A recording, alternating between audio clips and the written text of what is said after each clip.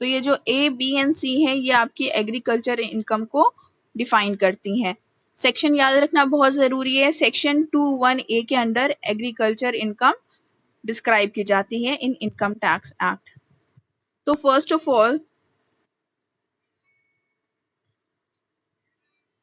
पहले पॉइंट में कहा गया है एनी रेंट और revenue drive from the land which is situated in India is use for agriculture purpose. ठीक है, तो कोई भी रेंट, कोई रेंट की अगर हम बात कर रहे हैं जो कि एग्रीकल्चर पर्पस के लिए जो लैंड यूज हो रहा है तो उसको हम क्या कहेंगे, ये हमारी एग्रीकल्चर इनकम है। Which is situated in India, second point क्या होना चाहिए, इंडिया में होना चाहिए। ठीक है, रेवेन्यू कहाँ से आए, जमीन से आए वो रेवेन्यू, रेवेन्यू और रेंट कुछ भी हो सकता है दोनों में का, और सिचुएटेड कहाँ हो, इंडिया का हो। Then it is use for agriculture purposes. ठीक है, खाली एग्रीकल्चर पर्पस के लिए वो यूज हो रहा हो, this is called the agriculture income. Then in the next point, any income drive from such land by agriculture operation, any purpose by cultivator or receiver of the rent in kind which is render the producer fit for the market। ठीक है, the sale of such produce।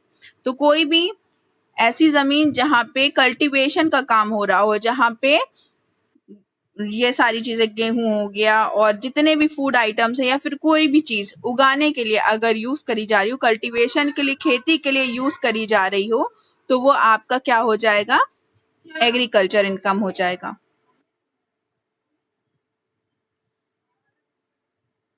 Then receiver of the rent in a kind, अगर किसी की जमीन है और वो rent पे दिए हुए है for the purpose of cultivation, ठीक है, not for the purpose of living but the purpose of cultivation, तो वो भी आपका एग्रीकल्चर के इनकम में आएगा।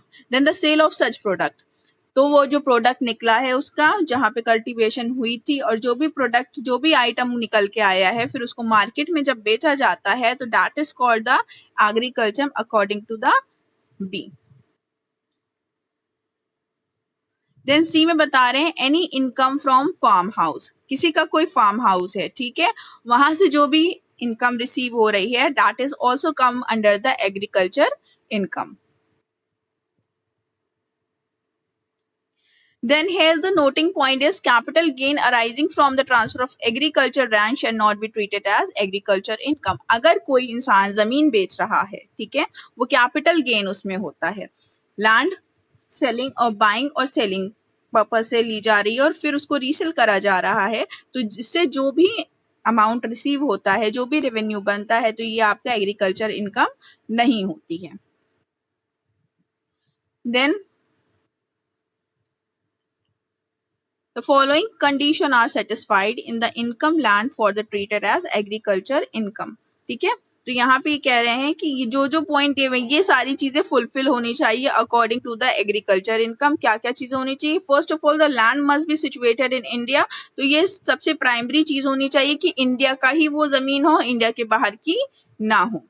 तो अगर इंडिया के बाहर की होती और वहां पे आप कल्टिवेशन करते हैं तो that is not come under the agriculture income. Then the next point is land must be used for the agriculture purpose। It means tilling of the land, watering, sowing of a seed, planting, similar operation on the land must be carried on by the SSC।